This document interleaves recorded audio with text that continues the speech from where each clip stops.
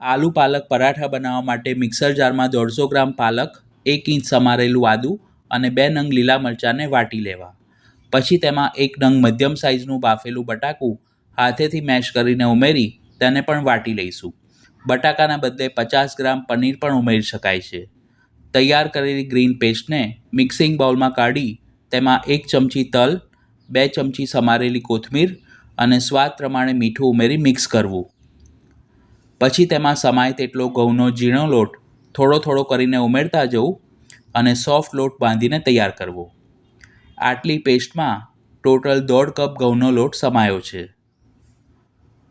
લોટ બાંધ્યા પછી તેના ઉપર 1 ટેબલસ્પૂન જેટલું તેલ ઉમેરી તેને કેળવીને સ્મૂથ કરી લેવું અને તેમાંથી મધ્યમ સાઇઝના લુવા બનાવવા.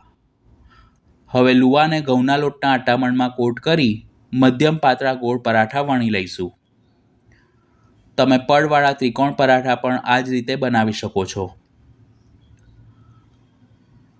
હવે પેનમાં પરાઠાને ધીમીથી મધ્યમ આંચ ઉપર બંને બાજુ જરૂર મુજબ તેલ મૂકીને જેમ આપણે થેપલા શેકતા હોઈએ છીએ તે રીતે શેકી લઈશું. એક પરાઠાને શેકવામાં 2 થી 2.5 મિનિટનો સમય લાગે છે. તો જોતાં જ ખાવાનું મન થઈ જાય તેવા એકદમ પોચા અને ટેસ્ટી આલુ પાલક પરાઠા બનીને તૈયાર છે.